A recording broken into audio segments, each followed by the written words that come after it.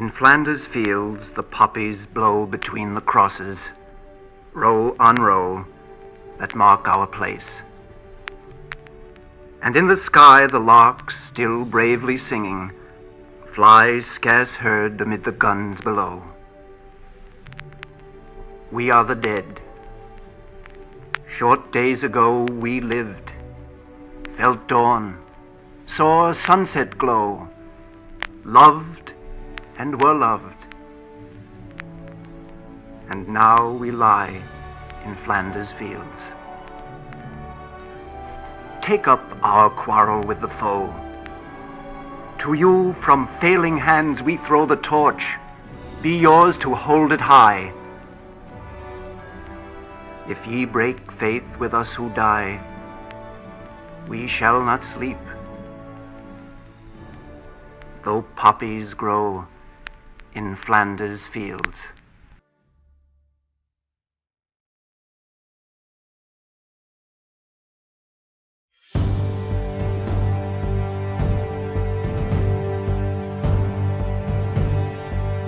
The veteran I would like to thank is my grandfather, Todd Shinham, and he served in the Army. The veteran I'd like to thank is my grandfather, Tony Hancock. He served in the U.S. Army.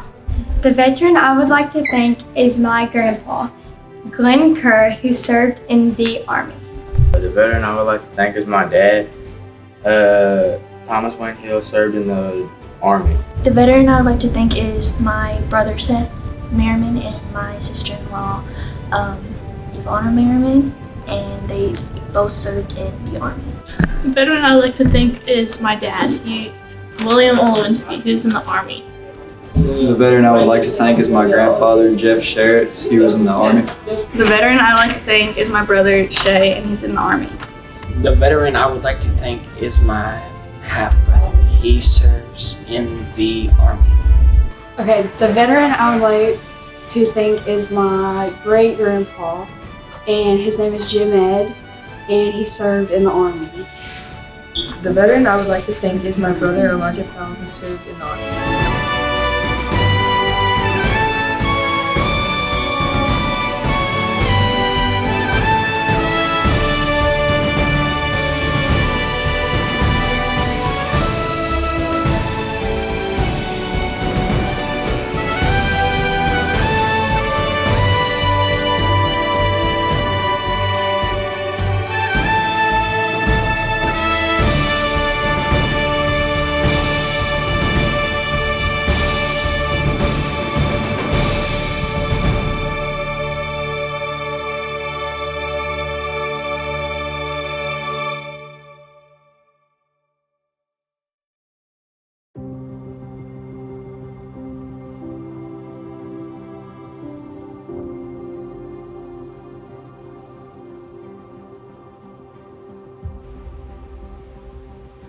Hi, Specialist Thorpe. I'd like to thank you for coming today. And to start us off, tell us a little bit about yourself. Okay. I am Specialist Thorpe. I'm currently with the Recruiting and Retention Battalion out of Owensboro, Kentucky for the Kentucky Army National Guard. I'm married. My wife and I, with our 3 kids, live in Providence. She has cats, which means I have cats.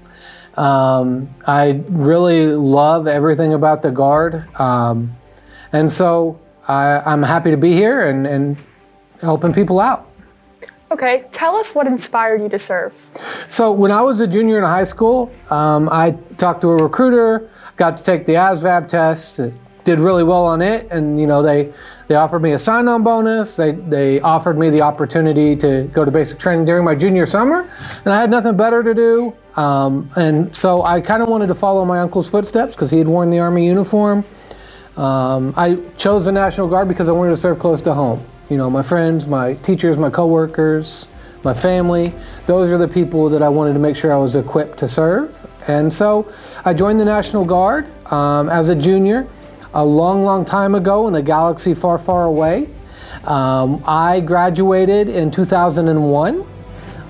So shortly after I graduated, there was this event called 9/11 that took place, and so I got the opportunity to provide airport security locally after that took place. And then I did 8 years. I took a short break, And then I just found that I missed it. You know, there was a brotherhood inside the National Guard that I didn't find anywhere else. People from all walks of life coming together for one mission. And so then I got back in a couple years ago, and since then I've helped at hospitals with COVID, and I've recently had the opportunity to step into recruiting. Okay, that led us perfectly into our next question. What led you to stay on as a recruiter? So I wanted to stay on as a recruiter because it's one of the places where I can make the most impact. Whether it's helping somebody who served before like I did and got out and just find that they miss it, get back in. But the biggest thing that drives me is the fact that there are a lot of people who just don't know what the Guard is and what it has to offer. You know, whether it's the high school junior or senior who wants to go straight to the workforce, wants to go into a trade, we can help them get that and get licensed. So instead of fighting for $15 an hour, they're at $25, $30. And for those kids, we can change family trees. Some people want to go to college and have never considered that they might be able to afford it, right? And I want to make sure that they know that there are ways to get that college degree. This thing that they're calling the paper ceiling now, it's just, I would have never thought to call it that, but we can help people avoid getting trapped by that without falling into that student loan debt, right? 100% college tuition, almost $28,000 tax-free during the course of their degree. So it's these things that change family trees, that get people to college who didn't think they were going to be able to, or who might have fallen into a student loan trap, and stopping that so that once they do graduate, that money's theirs to do something with, instead of paying the government thousands and thousands of dollars. Exactly, and I'd like to say thank you for spending time with us and doing an interview. Specialist Tharp, everyone.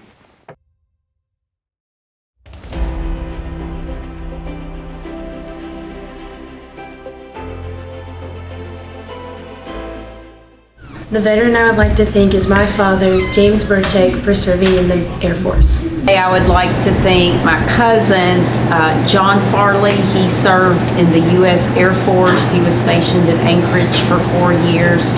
And I would like to thank my other cousin that's a Marine. His name is Andy Farley, and he was all over the world. The veteran I would like to thank is my grandfather. His name is Mark Moore. He served in the Air Force. I'd like to give a shout out to my brother Caleb Loplasser, who served in the Air Force. There he is right there.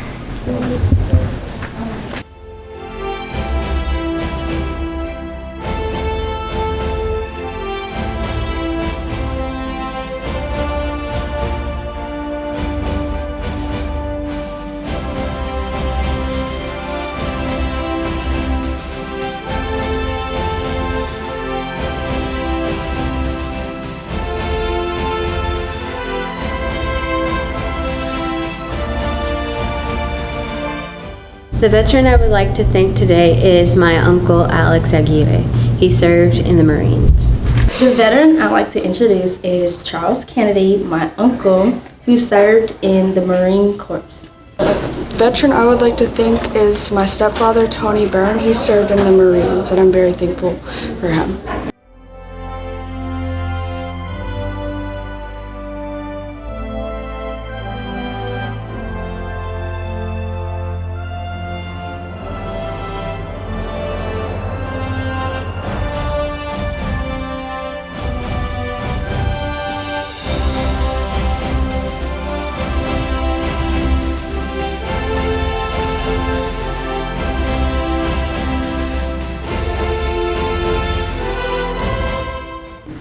The veteran I would like to thank is my grandpa, Vaughn Warner. He served in the military.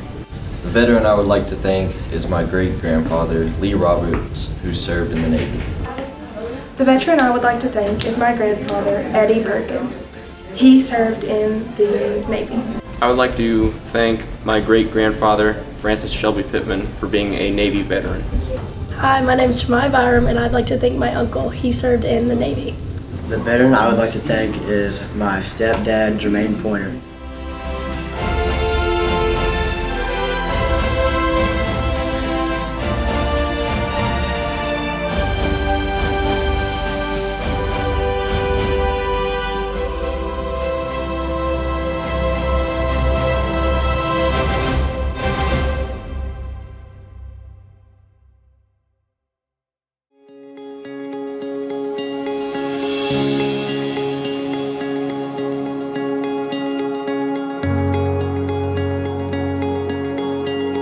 Hi, Mr. Pointer. How you doing? I'm good. How are you? I'm doing really good. First and foremost, I want to say thank you for being here and, thank you for your service. We all really appreciate it. Do you think you could tell us a little bit about yourself? Yes, I'm a retired police officer. Well, currently I just went back to the police department. I'm going to be one of the new SROs over at North Middle School and then eventually back here at the high school. Been in Henderson about 23, 24 years now. Married, have 5 kids, 3 of my own and 2 stepkids. I'm the current high school wrestling coach here, so most of the kids here in the building are probably familiar with me from coaching them from Little League all the way up to high school. I'm an avid sports fan, a big Cleveland Browns fan, go Browns. But yeah, that's me. Okay, all right. So what inspired you to serve? It was actually kind of like a family tradition. My father was in the military, my uncles were in the military, my brothers, so it was kind of like a natural fit for me when I graduated high school. So I actually enlisted my junior year of high school.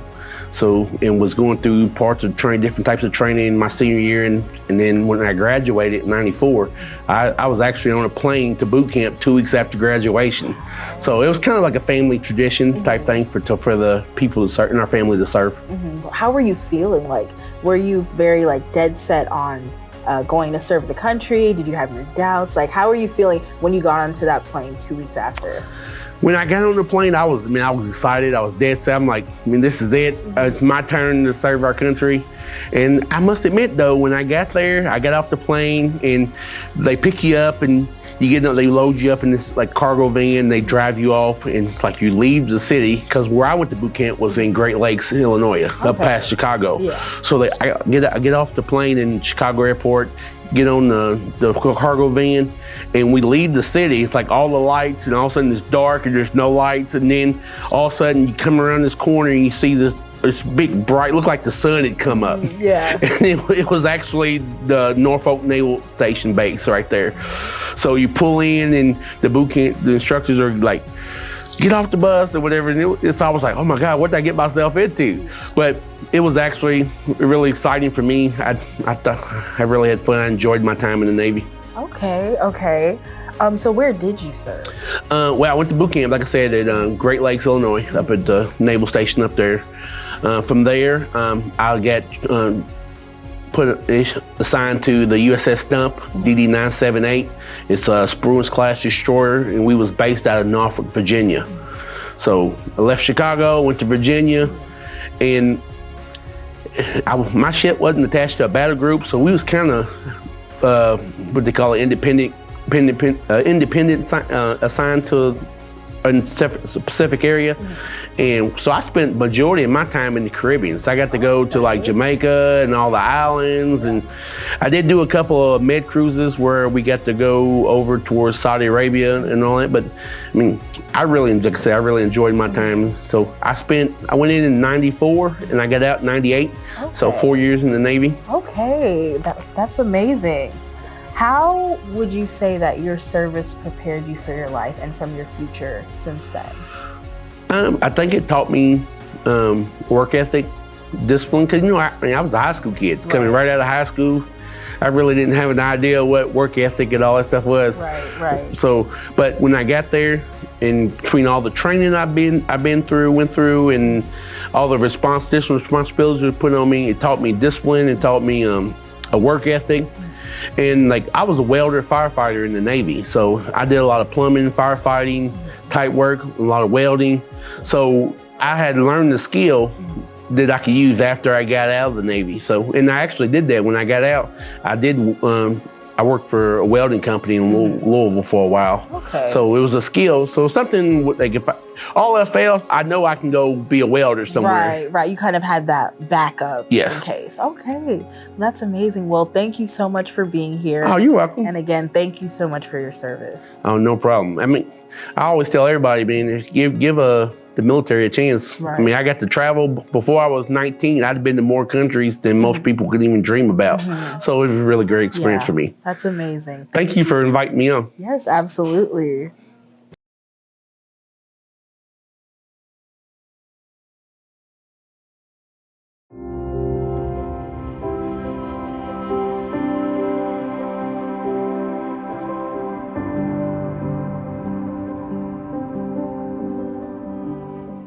I was lucky I went to Germany instead of Korea.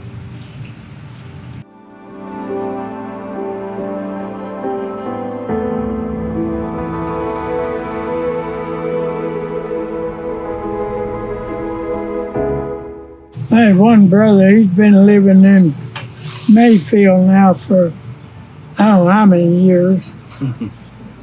That tornado missed him about a mile.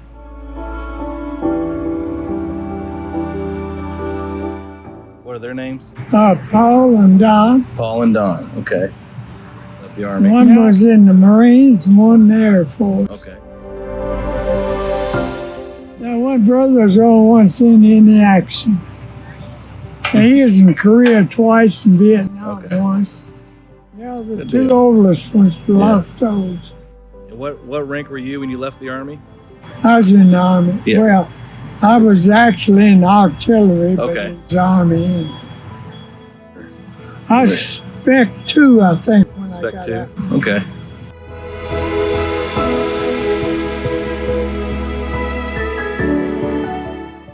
It's supposed to be accurate at 20 miles. Was it? I didn't follow one up. The round weighed about somewhere between 500 to 800 pounds. You were standing behind the gun and watch it fire, you could watch the round for a long way.